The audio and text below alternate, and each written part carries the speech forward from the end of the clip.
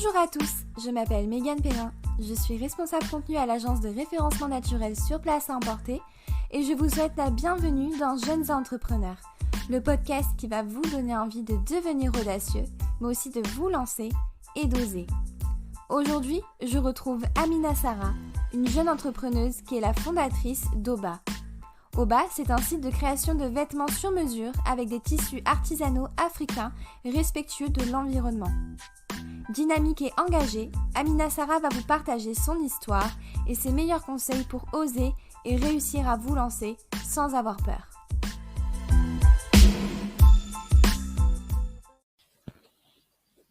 Bonjour Amina Sarah, ça va ? Oui, bonjour Mégane, et toi? Oui, très bien, merci d'être là, ça me fait super plaisir. Bah également, c'est une première, mais c'est également un grand plaisir de faire ce podcast avec toi. Je suis ravie. Eh bien, écoute, pour commencer, je t'invite à te présenter toi vraiment rapidement, avec ton animal totem aussi, comme ça c'est un peu plus fun. Donc, tes études, ton parcours, vraiment rapidement, comme ça après on en vient à ton entreprise si ça te dit. D'accord. Bah du coup, moi mon nom c'est Amina Sarah Moussa, j'ai 27 ans. Donc je suis originaire de Lyon. J'ai grandi à Lyon, j'ai passé toute mon enfance là-bas. Ensuite, bah j'ai décidé donc de m'envoler un peu partout en fait. J'ai un profil vraiment atypique. J'ai vécu à Dunkerque où j'ai fait donc une prépa intégrée. Donc en commerce international. Après, je suis venue sur Paris où j'ai fait un bachelor responsable développement commercial. Par la suite, j'ai enchaîné avec un master en management stratégique et international en gestion de projet pour finir par un master en ingénierie d'affaires.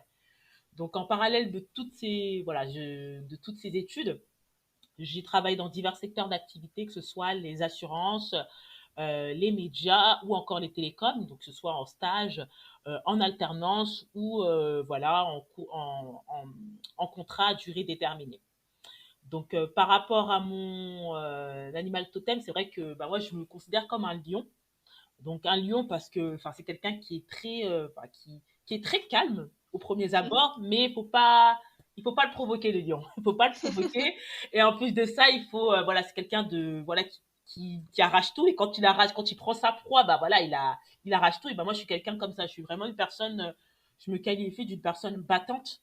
Je vais toujours au bout des choses et qu'importe les difficultés, je fais toujours en sorte de vraiment donner le meilleur pour m'en sortir.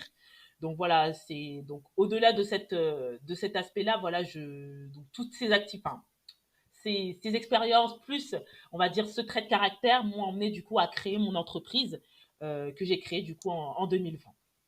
Trop bien, ouais, t'as un bon background, hein, t'as pas mal d'études, notamment du coup d'avoir fait deux masters, enfin, c'est vraiment super. Et c'est vrai que je le ressens que t'es une personne assez déterminée et vraiment là, ça se sent, t'en as dans la Oui. voix. Oui, je suis quelqu'un, je suis très, je suis hyperactif, hein, on va pas se mentir, je suis j'ai beaucoup d'énergie, un peu trop des fois, donc j'essaye des fois de ponctuer Mais, avec la boxe pour pouvoir me calmer. ah, Mais tu fais voilà, de la boxe? oui, j'en ai fait un petit peu, hein, donc des fois j'en fais avec mes voisins d'ailleurs qui sont tous entrepreneurs. Donc Ouais. voilà, j'en ai fait également avec eux et c'est vrai que j'ai toujours voulu en faire et je cours aussi des fois pour pouvoir enlever tout le stress, toute l'accumulation parce qu'on est quand même à Paris, donc il faut quand même savoir rester zen à certains moments. Donc Ah voilà. oui, j'imagine. Ouais. Et super. Et donc, eh ben, parle-nous un peu de ton entreprise que t'as créée. Alors, mon entreprise, en fait, je l'ai créée pendant que j'étais étudiante. Ouais. Si vous voulez, j'étais en master en ingénierie d'affaires. En parallèle de cela, je travaillais pour une entreprise dans les télécoms. Et en Mhm. parallèle de cela, en fait, je prenais déjà des cours du soir avec une association qui s'appelle Article 1, qui permet en fait l'égalité des chances pour tout le monde, c'est-à-dire une personne qui a une idée de créer son entreprise. On est sélectionné et en fait pendant un an on va avoir l'opportunité vraiment de découvrir les bases entrepreneuriales, de pitcher nos projets devant des personnes de l'écosystème, de pouvoir vraiment avoir des ateliers en profondeur. Ça veut dire des fois même des week-ends où on était vraiment durant 2 jours enfermés dans une salle où on partageait avec d'autres entrepreneurs nos idées pour pouvoir finalement avancer sur nos projets. Donc j'ai commencé voilà, je faisais à la fois mes cours, plus en même temps, plus les cours du soir avec article 1.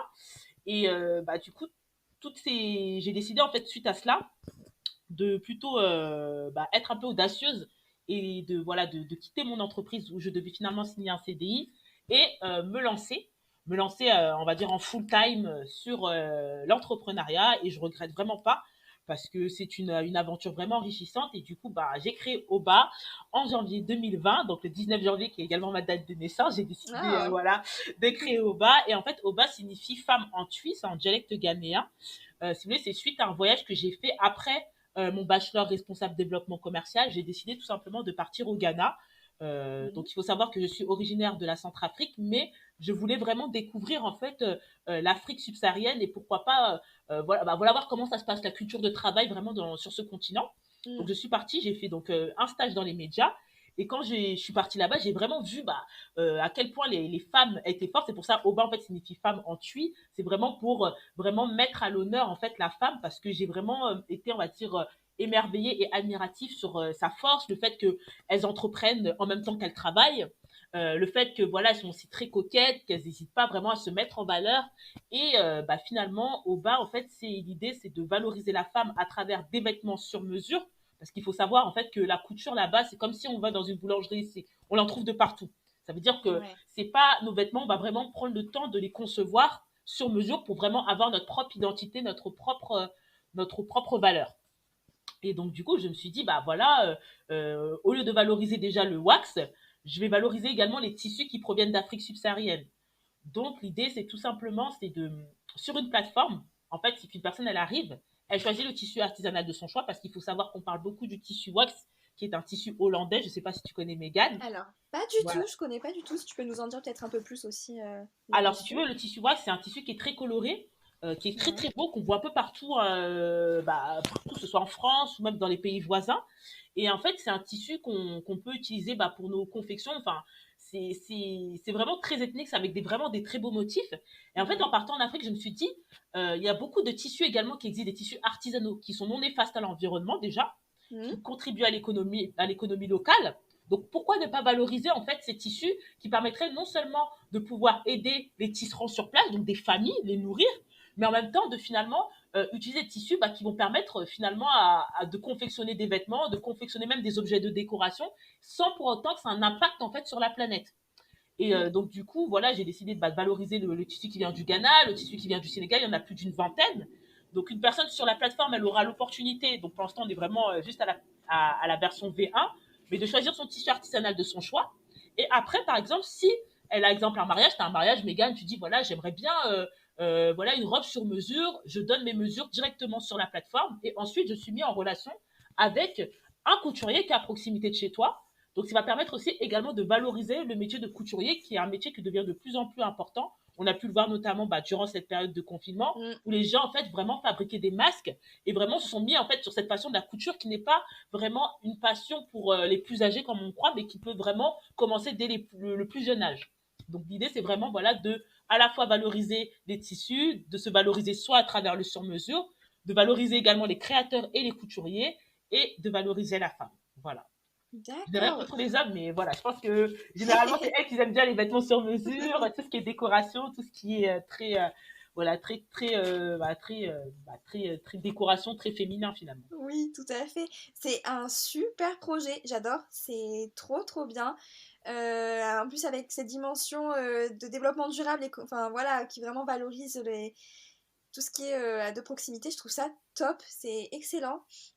Et toi, comment t'as fait donc pour trouver tes matières premières? Donc t'as dit que tu t'étais déplacée directement pendant ton bachelor, c'est ça? Et après, comment ça s'est passé? En fait, c'est durant mon bachelor où je me suis vraiment. Donc, c'est pour ça que j'incite déjà tout le monde à partir. En fait, vraiment de. Je pense que le voyage, ça permet vraiment de sortir de sa zone de confort. Et moi, c'est Mm. vraiment, en fait, lorsque je suis partie au Ghana, que non seulement j'ai découvert l'entrepreneuriat, mais j'ai découvert également qu'il y avait des tissus artisanaux. Et donc, c'est quand, donc 2 ans après, finalement, je me suis dit pourquoi ne pas travailler avec l'Afrique. Donc, finalement, là, à l'heure actuelle, j'ai 5 partenaires au Cameroun, au Burkina Faso, Ouais. au Mali. Et en fait, c'est dû à des voyages ponctuels que j'ai pu faire, notamment au Sénégal juste avant, donc l'année dernière, pendant le confinement, avant le confinement, je suis Mhm. partie au Sénégal et là, par exemple, j'ai pu rencontrer des couturiers et découvrir des nouvelles matières. Et j'ai également d'autres fournisseurs que j'ai pu connaître tout simplement grâce à des amis ou grâce à des contacts sur place pour pouvoir avoir le maximum de tissus, de diversité de tissus. Génial, Voilà. d'accord. Et donc pareil pour les petits couturiers que tu trouves à proximité un peu de chaque personne, là, ce que tu comptes faire, comment ça se passe? Est-ce que tu te déplaces un peu partout ou... Alors l'idée, c'est puisque moi je suis en France et j'habite en France, l'idée c'est de valoriser aussi le savoir-faire français parce que finalement Mhm. c'est un mix, c'est vraiment créer, mon objectif en fait c'était à travers ce projet de créer un projet qui fait le pont entre la France et l'Afrique. Ouais. Et du coup finalement moi j'habite en France, j'ai grandi en France et les couturiers on en trouve partout ici, mais sauf que généralement ils manquent de visibilité. Mhm. Et finalement c'est que les personnes qui vont se fournir généralement aussi chez moi, qui vont fournir en fait de se fournir de ces tissus, c'est des créateurs, c'est des couturiers. Donc la majorité sont en Île-de-France. Donc, par exemple, une personne qui habite dans le 84, je peux lui mettre en relation avec une personne dans le 84, par exemple, si elle a un mariage. Une personne, par exemple, qui est à Lyon, je peux trouver un couturier, par exemple, qui pourrait vous fabriquer, enfin, lui faire son vêtement sur Lyon. Ça dépend, en fait. Mais je me développe de petit à petit, mais généralement, c'est en Île-de-France où la majorité des couturiers sont. D'accord. Voilà. Et donc après sur ton site, tu as un petit répertoire donc de ces couturiers en Île-de-France notamment, c'est ça? Alors en fait, sur le site, comme je dis, l'idée c'est vraiment de créer une plateforme où il y aura tous ces activités parce que c'est différents services. Il y a à la fois la valorisation des tissus, mais également la mise en relation avec les couturiers et on ne peut pas tout faire d'un coup. Ça veut dire qu'en Mhm. fait, quand on commence en tant qu'entrepreneur, même moi je pensais, hein, je voyais gros, je me suis dit, voilà, je vais faire une plateforme, ça va être trop, trop bien, je vais lever des fonds, alors que pas du tout. En fait, vaut mieux commencer petit à petit, déjà me concentrer sur mon activité déjà e-commerce avec les tissus artisanaux qui me prend beaucoup Ouais. de temps et ensuite, à long terme, en fonction du volume que je vais développer de vente, en fonction du volume voilà, de créateurs avec qui je travaillerai, là, on pourra migrer sur une plateforme qui sera beaucoup plus importante, beaucoup plus grosse, qui va nécessiter également beaucoup plus de coûts. Mais l'idée, c'est d'abord de commencer par un WordPress assez simple où déjà les gens peuvent se fournir, que ce soit des particuliers ou des créateurs chez moi. Et après, moi, j'ai un répertoire en fait de couturiers que j'ai en fait sur un Excel, hein, tout simplement, et une Ouais. personne peut tout simplement me faire la demande et je mettrai en relation directement. D'accord. Voilà. Ok, ok. Génial. Donc là, c'est voilà, pour le moment, c'est ta V1, c'est vraiment ça, c'est vraiment mettre en relation les couturiers et les particuliers aux professionnels en lien. Enfin, en relation, pardon. Alors ça, ce sera plutôt dans un second temps. La première Ok. chose, en fait, c'est vraiment de valoriser surtout les tissus artisanaux parce que je pense que déjà, ils ont tous des histoires assez passionnantes et surtout que les gens viennent à comprendre aussi l'impact que ça et surtout qu'on peut l'utiliser partout. Par exemple, je sais pas, si tu veux redécorer ta chambre, Mm. voilà pourquoi ne pas utiliser des tissus artisanaux. Et finalement, c'est aussi ça prouve au fait une économie circulaire et ça prouve également l'impact en fait qu'a l'écologie à l'heure actuelle, notamment la mode éthique. Oui, bien sûr. Donc tu penses un peu faire des articles autour de ces tissus artisanaux? Alors tout est fait déjà. Ouais. Voilà, on est vraiment, c'est vrai qu'on a encore beaucoup de mal. En fait, ça prend beaucoup de temps. En fait, moi, je pensais que voilà, même je disais que l'entreprise, au bout d'un an, elle va exploser, mais ça prend beaucoup de temps. Mm. Fédérer une communauté en fait autour de ce concept, déjà, c'est quelque chose de nouveau. Et mais il faut pas hésiter en fait. Donc là, ce qu'on fait, c'est qu'on écrit des articles sur notre site internet, notamment sur la mode éthique, sur l'histoire de ces tissus. Ça Mhm. permet même à des personnes qui ont des origines finalement aussi de se retrouver à travers cela. Et on fait également des articles sur Instagram, un peu sur Facebook, parce que c'est relié. Donc voilà, c'est vraiment petit à petit, on essaye une fois par semaine de faire des articles pour pouvoir intéresser les personnes. Ouais, génial. Donc ouais, pour le moment, il n'y a pas encore de vente. C'est vraiment le travail en amont que vous faites. Vous préparez votre communauté, tout ça. Alors non, en fait, si tu veux, il y a quand même eu des ventes, parce que moi, ce Oh, que j'ai dit, en fait, ouais. c'est que je pars du principe que même quand tu n'as pas forcément un site internet, tu peux commencer rapidement. En fait, des fois, Mm. on pense que être entrepreneur, c'est directement avoir une somme d'argent et avoir tous les outils. Et nous, ce que je remercie, Article 1, par exemple, qui nous a formé là-dessus, c'est qu'on peut commencer très rapidement, déjà avec une landing page, par exemple, ou on peut Ouais. commencer très rapidement, tout simplement, par exemple, moi, ce que j'ai fait, c'est qu'il y avait déjà, je me suis mis sur Vinted, ça veut dire que sur Ouais. Vinted, il y a déjà une communauté, donc pourquoi pas créer une boutique en ligne directement avec mon logo au bas et finalement les personnes elles achetaient directement déjà les tissus sur Vinted. Ou encore d'autres astuces, c'est que je me suis mis sur tous les groupes de couture et je proposais mes tissus à des créateurs et finalement ils étaient contents parce que ça leur permettait finalement de se fournir chez nous et d'avoir des nouvelles matières qui sont en plus en coton, 100% coton ou avec d'autres matières pour pouvoir confectionner faire leur création. D'accord, Donc ok, voilà. je vois. Donc j'avais déjà Super. des ventes avant même d'avoir le site internet en fait. Ok, ouais. Et comment ça s'est passé? Est-ce que tu as dû donc avoir quand même un petit apport pour pouvoir acheter d'abord aux fournisseurs et puis après les revendre? Enfin, comment ça s'est passé tout ça? Bah, c'est vrai que déjà, bah, comme j'expliquais, c'est que même si on pense qu'on peut tout faire tout seul, on peut pas faire tout seul. Ça, je vais être honnête là-dessus. C'est que, bah, déjà, article 1, bah, m'a permis d'avoir des fonds dans un premier temps, déjà pour partir. Moi, Ouais, ce qui m'a permis déjà de voyager, donc de récupérer de la matière première. Mais aussi, finalement, bah, après, c'est que j'ai enchaîné avec la French Tech. C'est-à-dire que bah, le projet, en fait, a été sélectionné pour la French Tech Tremplin. Donc, en fait, qui est un concours qui permet à des personnes voilà, de pouvoir débuter leur projet. Donc, ouais. voilà, j'avais plus ou moins des fonds, ce qui m'ont permis bah, voilà, de payer l'identité visuelle, de me fournir également dans certains pays.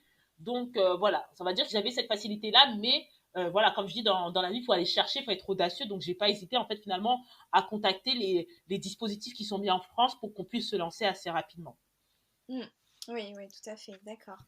Et donc après au niveau de tout ce qui est un peu plus législation, tout ça, ça va, c'était pas trop galère à trouver, comment tu t'en es sortie Bah, j'ai un peu appris, j'ai un peu appris toute seule aussi. C'est-à-dire que nous, c'est vrai qu'on avait quand même des cours qui nous permettaient d'apprendre bah, enfin, comme on va protéger sa marque donc Mm, auprès de l'INPI, comme on déclare son entreprise. Moi, j'ai commencé déjà en tant qu'auto-entrepreneur et c'est le statut que j'utilise encore actuellement.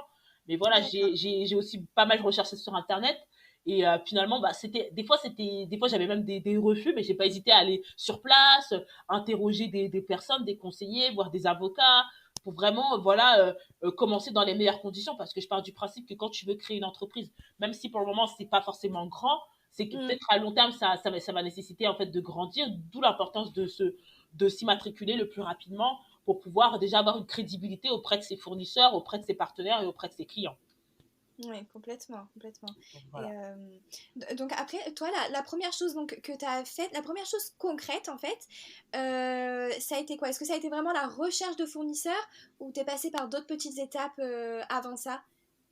Alors moi, je pense que en fait, déjà, c'était déjà établir, avoir une idée concrète. Je pense que Ouais. moi, au début, c'est vrai que mon projet, bah, quand j'ai commencé, il partait un peu dans tous les sens.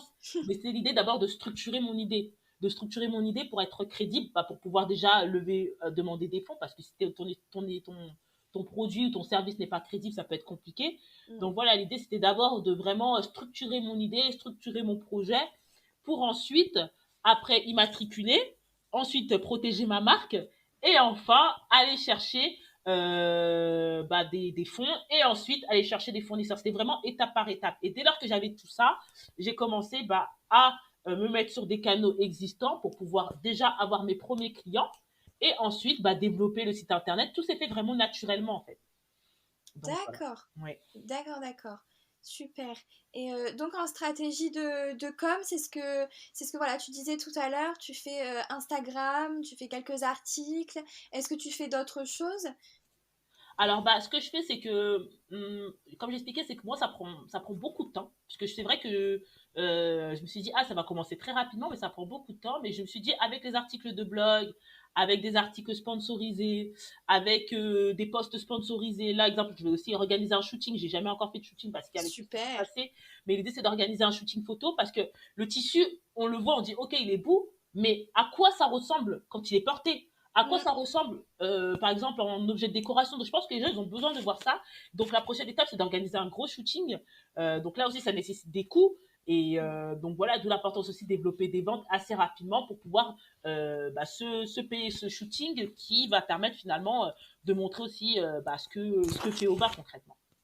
Trop, trop bien. Ouais, Aussi c'est les vrai que c'est... influenceuses, voilà. Mais ça, je Ouais. pense que c'est étape par étape. Moi, c'était vraiment l'idée dans un premier temps, c'était d'être un peu dans l'ombre, voir ce que ça donne. Et cette année, vraiment 2021, commencer à être visible. Donc voilà, avec des shootings photos, avec des influenceurs, notamment bah, là, moi-même me présenter moi, euh, même que ce soit pour la scène, exemple, j'ai postulé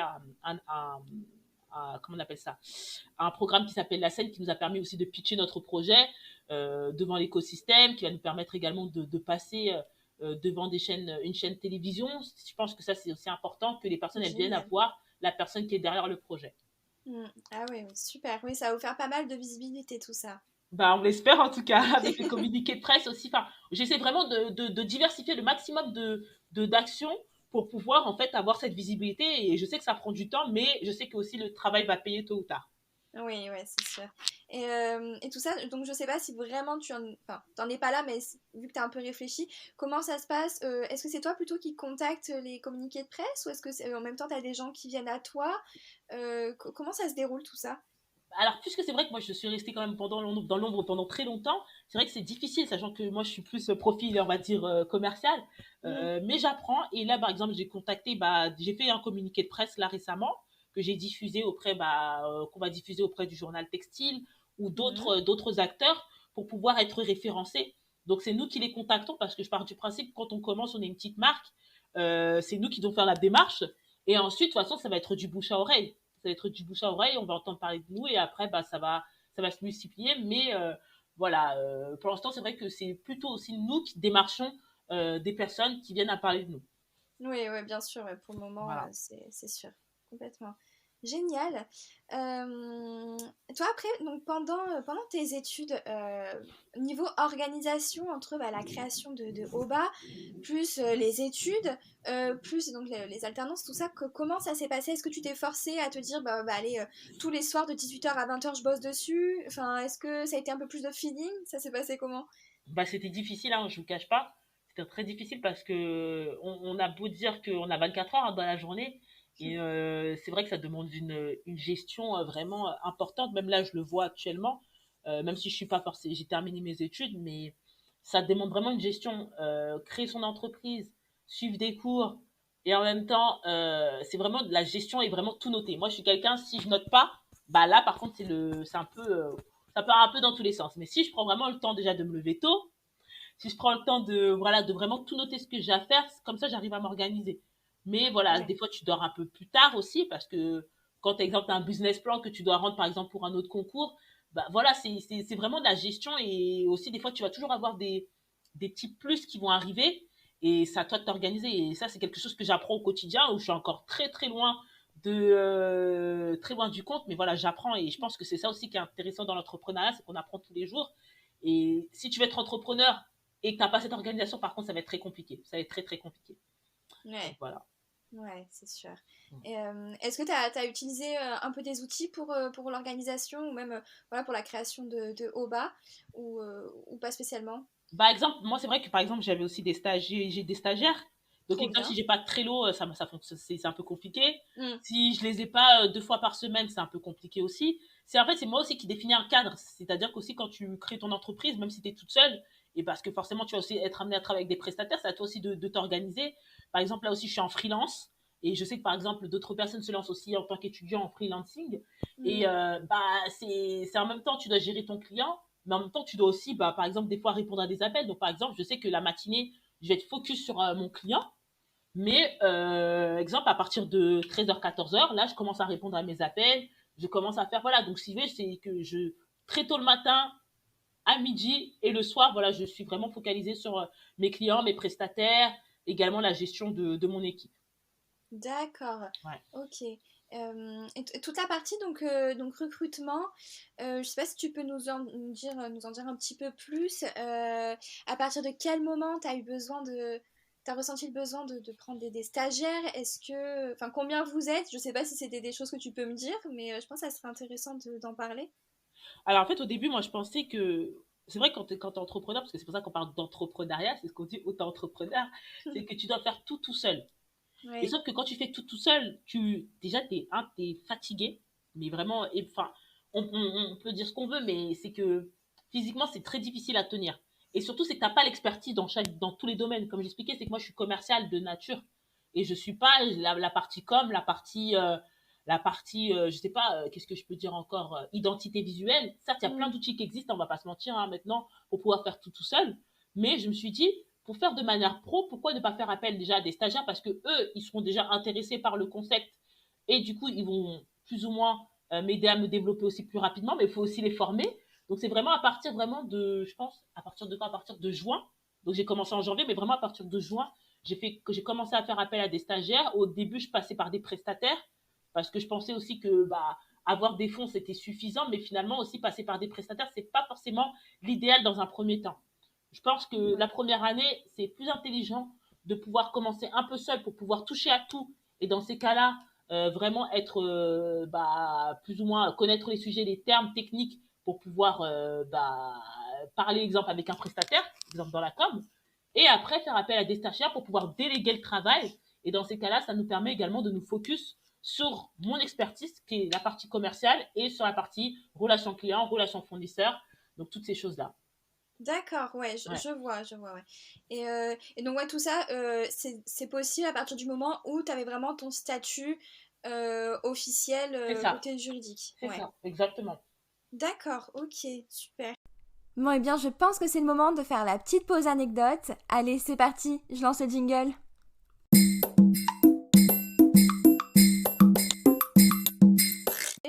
Ah, j'en ai tellement, je sais même pas par où recommencer.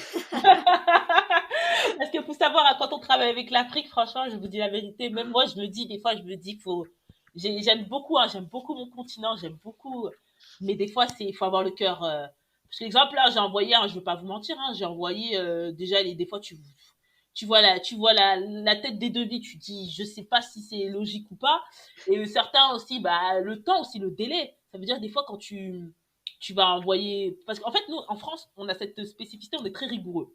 Moi, je suis quelqu'un, déjà, je suis hyper, je suis très, voilà, je suis très strict. Et en Afrique, on aime bien ne pas se prendre la tête. En fait, il faut savoir que quand on travaille avec d'autres continents, c'est déjà d'où l'importance en fait de connaître la culture de travail pour pouvoir déjà garder son sang-froid, mais aussi pour pouvoir vraiment savoir travailler. Parce qu'exemple, au Burkina Faso, hein, je vais raconter une anecdote. Voilà, j'ai envoyé tout le nécessaire, j'ai fait ma demande, j'ai envoyé ce dont j'avais besoin, donc tout était nickel, hein, mais juste après, pour avoir des tissus, je vous raconte pas l'histoire, hein, je vous raconte vraiment pas l'histoire. J'ai pris de même pour, je me suis dit, bah peut-être la personne elle a disparu. Tu lui envoies un WhatsApp, il te met des vues, mais il te répond même pas. Non, j'ai dit non, franchement, j'ai dit, il voit le message, hein, il voit le message, il répond pas. Donc des fois, tu te demandes, tu as envoyé un certain montant, qu'est-ce qu'il a fait avec? Donc Ouais. voilà, pour vous dire, franchement, des fois, c'était vraiment difficile, mais des fois, j'en rigole, hein, maintenant, j'en rigole parce que finalement, déjà, j'ai pu récupérer mes tissus, mais par un autre biais, hein, faut savoir parce que, voilà, c'est compliqué, mais tout ça pour dire que, voilà, c'est tous les jours, hein, on aura toujours des histoires, même par rapport à des prestataires, des fois, on va nous donner des sommes exorbitantes pour des missions que finalement, c'est ça qui est dommage aussi, et c'est pour ça qu'il faut faire attention aux pièges des sommes exorbitantes, par exemple, une entreprise de communication qui va te demander, par exemple, 3 000 voire 5 000 euros pour faire des choses que Mm. concrètement, une personne à temps plein pourrait le faire. Et c'est ça, c'est des petites choses que voilà que tu apprends finalement dans l'entrepreneuriat parce que des fois, on va se faire on va tomber, on va faire prendre des mauvaises décisions, mais c'est ça aussi qui est intéressant. Donc voilà. Donc des anecdotes drôles, des anecdotes qui sont vraiment des fois fâcheuses, mais finalement qui nous permettent également d'apprendre de tous les jours sur l'entrepreneuriat. Oui, oui, c'est entre guillemets un mal pour un bien. Voilà, C'est. exactement. Après, on n'a pas envie de recommencer, hein, moi je vous le dis. Hein. Ah ouais, Donc voilà. j'imagine. Super. Ouais. Et je m'étais demandé, là, une question qui m'est venue, comment ça se passe pour les livraisons? Bah, non seulement déjà toi un peu pour recevoir tes tissus, puis après pour les envoyer, est-ce que tu as un endroit où tu stockes tes matières? Comment ça se passe ça? Bah, pour l'instant, je stocke tout chez moi, donc voilà, dans mon studio. Je pense que voilà, Ouais. j'ai assez de place. En fait, ça dépend. C'est que au début, je fonctionnais beaucoup avec des stocks, mais je me suis rendu compte que c'était pas forcément intelligent parce que déjà, les clients, ils ont vraiment des demandes spécifiques. Donc, ce Mm. que je fais en fait, quand c'est des tissus tissés, ça veut dire des tissus qui sont vraiment, qui prennent déjà du temps à confectionner, qui sont des tissus lourds, bah, je vais faire à la demande, à la commande. Ça veut dire une personne qui est intéressée. Au début, je fonctionnais par devis avant de fonctionner sur le site internet. Elle va me demander le nombre de mètres dont elle a besoin. Elle va vraiment me donner toutes les informations nécessaires pour que moi, ensuite, je puisse transmettre l'information auprès de mon représentant sur place, qui lui, ensuite, va faire la relation avec les artisans sur place, avec les tisserands, pour m'envoyer directement en France. Donc, on passe par un transporteur qui fait la navette entre la France et l'Afrique, qui est très sérieux, qui est une plateforme sérieuse. Hein. Sur ça, je suis assez contente. Donc, qui propose des tarifs au poids. Donc, moi, je récupère les tissus et moi, automatiquement, après, je vais envoyer directement auprès du client. Ce qui me permet également de m'occuper de la partie packaging, de la partie, Ouais. voilà, parce que voilà, je pense qu'aussi on a je suis très attentionnée, je fais attention aussi à l'expérience client de vraiment emballer avec bah voilà l'identité visuelle d'Oba, mettre du papier de soie, faire Ouais. des messages de remerciement et ensuite envoyer directement auprès du client. Et je pense que généralement les clients ils sont assez contents de recevoir non seulement bah, du beau tissu, mais qui est bien emballé avec des mots de remerciement. On est vraiment dans cette personnalisation Mm. et je pense que voilà, c'est vraiment mon objectif de continuer sur cette démarche-là. Après, des fois, quand tes volumes sont importants, bah là, quand tu verrais que les volumes sont vraiment très importants, là, je déléguerai aussi cette partie. Mais quand on voit que les volumes, on peut le maîtriser, voilà, c'est à nous de le faire directement. Bien sûr, ouais, Ouais. ouais, tout à fait. Et du coup, tu m'as fait relever une petite question. Côté ce transporteur-là, comment ça se passe? C'est vrai que, par exemple, moi, j'y connais vraiment rien et je sais pas du tout. Est-ce que pour trouver ton transporteur, tu as fait des recherches sur Internet? Ouais, comment ça s'est passé aussi à ce niveau-là? Alors au début, en fait, moi, ce que j'ai fait, c'est que déjà j'ai cherché sur Internet. Je voulais vraiment un partenaire fiable. Parce qu'au début, je passais vraiment par des particuliers, parce qu'il faut savoir, entre la France et l'Afrique, on peut passer par des particuliers, ce qu'on appelle des GP. En fait, c'est des Ouais. personnes qui partent en voyage, qui te ramènent tout simplement ton colis. Donc en fait, Ah, tu payes en fait tout simplement, ils ont de la place dans leur bagage et ils te ramènent en fait leur colis. Et d'accord. sauf que des fois, là aussi, encore une anecdote, ça peut être contraignant. Des personnes qui arrivent en retard, des Mm. personnes qui finalement voilà, prennent leur temps. Et moi, je préfère avoir un partenaire fiable qui, en termes de délai, je sais que déjà, non seulement c'est lui qui va me faire la recherche des dates, ça veut dire, je sais qu'exemple, au Sénégal, tous les mercredis et les samedis, je vais recevoir, si je fais une demande, je peux recevoir mon colis. Parce que je sais D'accord. que ce partenaire, en fait, a des départs ces dates-là. Et donc lui finalement, voilà, il a quelqu'un en local qui la personne va stocker en fait tous les colis de toutes les personnes et envoyer directement en France. Et c'est beaucoup plus fiable, c'est beaucoup plus rapide. Et après c'est à moi d'aller donc dans un lieu par exemple à Montreuil pour aller les chercher directement. D'accord, ouais, Donc voilà. je connaissais pas du tout tout un peu l'envers du décor en fait. Oui. C'est très, très intéressant. Mm. Ouais, génial, super. Ok, très bien.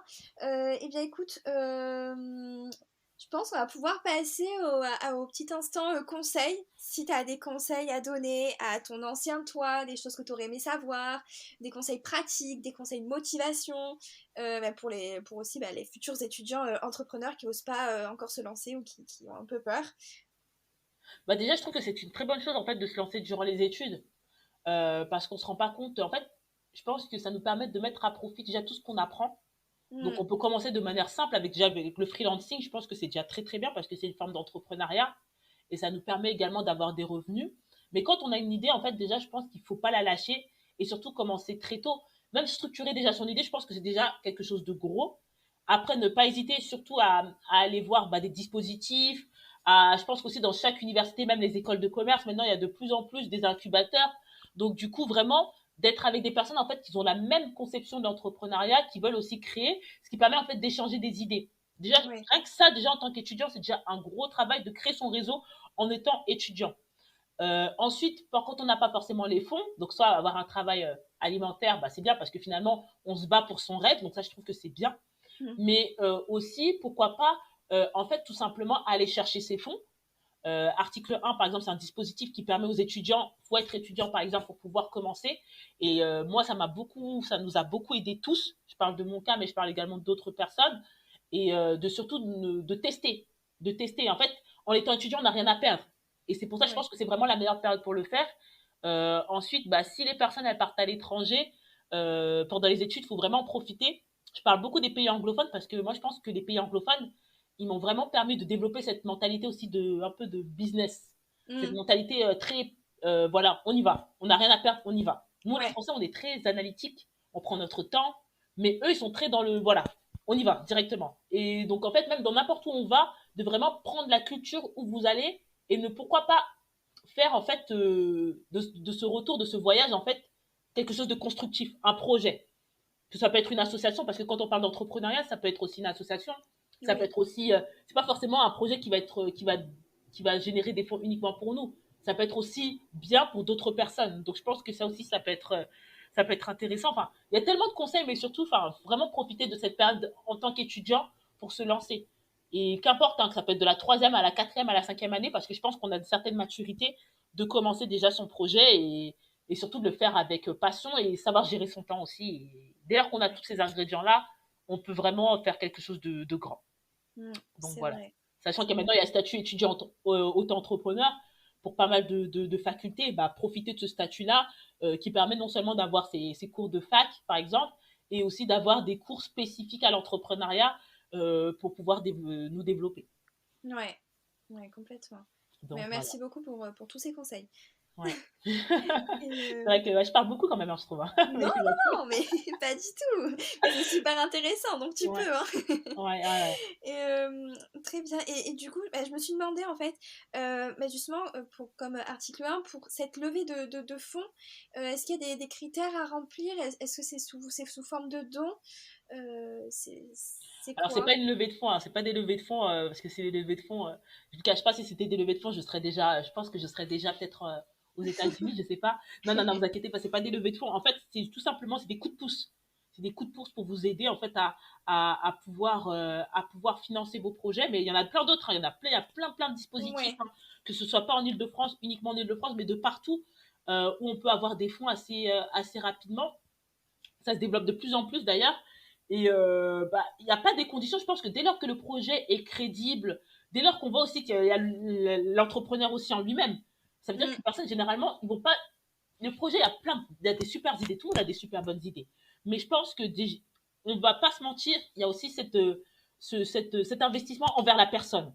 Ouais. Dès lors qu'une personne elle sait s'exprimer correctement, elle sait ce qu'elle veut, elle a une certaine crédibilité vis-à-vis de son projet, je pense que ça peut fonctionner. Je pense que ça peut fonctionner et je pense que même dans tous les cas, article 1, ils nous ont vraiment aussi développé des compétences. Ce n'est pas uniquement donner des fonds, c'est aussi développer des compétences pour pouvoir vraiment être apte à pouvoir tenir un projet parce que on est beaucoup à avoir des idées, beaucoup à entreprendre, mais peu sont ceux qui vont continuer leur projet aussi à long terme. Donc Ouais. voilà. Bien sûr, totalement. Merci beaucoup en tout cas. Non, c'est avec grand plaisir, c'est avec grand plaisir. Super. Eh bien écoute, moi je pense que j'ai fait le tour de mon côté. De toute façon, je mettrai ton LinkedIn dans la description du podcast, bien sûr, si tu es d'accord. Bien sûr. Voilà. Comme ça, je pense si les étudiants qui s'intéressent à tout ça pourront te poser des questions directement. D'accord, avec grand plaisir, avec grand plaisir. Et puis voilà, mais je te remercie encore une fois d'avoir été présente pour ce podcast. J'ai appris plein de trucs. C'était super enrichissant. Avec grand plaisir. Et puis, de toute façon, on n'hésitera pas à se contacter sur LinkedIn. Et puis, merci à toi déjà pour cette opportunité. Merci. Parce que je pense que c'est important aussi de s'aider mutuellement. Ouais. Finalement, même moi, tu m'aides finalement à parler. C'est ça. C'est la première fois que je fais un podcast, hein, donc faut le savoir. Trop Mais bien. voilà, c'est quelque chose de toujours intéressant de parler de son projet. Et puis voilà, et surtout d'être. Moi, ça me pousse toujours à rester motivée et à ne pas baisser les bras. Bien sûr. Voilà. Totalement. Eh bien, merci. Merci à toi, Mégane. Et puis, à très, très bientôt. Oui, à très bientôt. Merci.